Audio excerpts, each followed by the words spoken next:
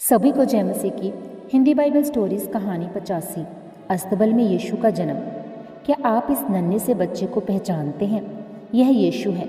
यह अभी अभी अस्तबल में पैदा हुआ। अस्तबल का मतलब है वह जगह जहां गधे और गायें जैसे जानवरों को बांधा जाता है। देखिए, मरियम यीशु को चरनी में रखने जा रही है। चरनी उसे कहते हैं जिसमें जानवरों को चारा दिया जाता है। लेकिन मरियम और यूसुफ यहाँ अस्तबल में क्यों हैं? क्या उनके पास रहने की कोई जगह नहीं थी? ऐसी बात नहीं है। उनके यहाँ आने की वजह कुछ दूसरी है। दरअसल उस वक्त रोम के राजा कैसर अगस्तुस ने आदेश दिया कि सब लोगों को उस शहर में जाकर अपना नाम लिखवाना पड़ेगा जिस शहर में वे पैदा हुए थे। यूसुफ तो बैतलहम में पैदा हुआ था, इसलिए वह मरियम के साथ यहाँ आया।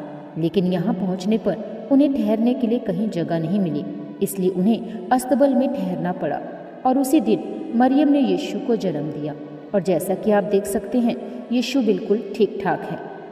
क्या आप यहाँ यीशु से मिलने के लिए चरवाहों को आते देख सकते हैं? वे रात को मैदान में अपनी भेड़ों की रखवाली कर रहे थे कि अचानक उनके चारों तरफ बहुत उजाला हो गया। ऐसा इसलिए हुआ क्योंकि उनके सामने एक स्वर्गदूत आ गया।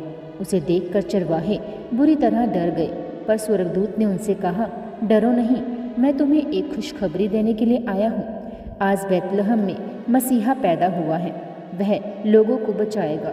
तुम उसे कपड़े में लिपटा हुआ चरनी में पाओगे। उसके बाद अचानक ही कई स्वर्गदूत आ गए और परमेश्वर की जय जयकार करने लगे। इसलिए वे चरवाहे जल्द ही यीशु को ढूंढने निकल पड़े और ढूंढते ढूंढते अस्तबल में पहुंचे। यीशु में ऐसी क्या खास बात है जिसकी वजह से वह सबसे अलग है? पता है वह असल में कौन है?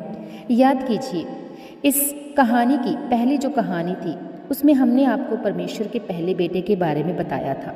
इस बेटे ने यहोवा के साथ मिलकर आकाश, धरती और बाकी सब चीज़ें बनाई थी। वही बेटा यीशु है।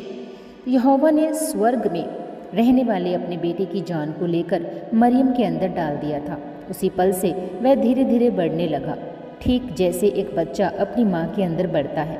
पर यह बच्चा सबसे अलग था क्योंकि वह परमेश्वर का बेटा था। आखिरकार यीशु यहाँ बैतलहम में एक अस्तबल में पैदा हुआ।